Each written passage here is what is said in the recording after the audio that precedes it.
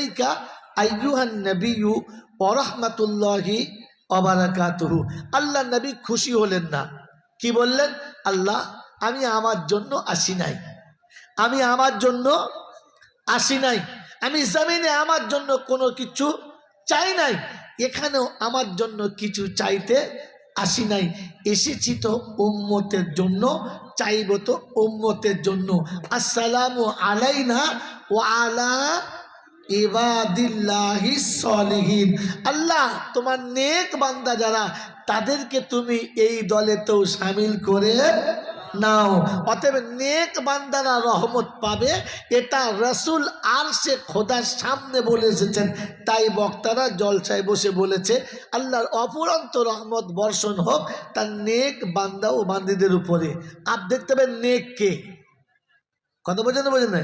হ্যাঁ, নেক কে? এই নেক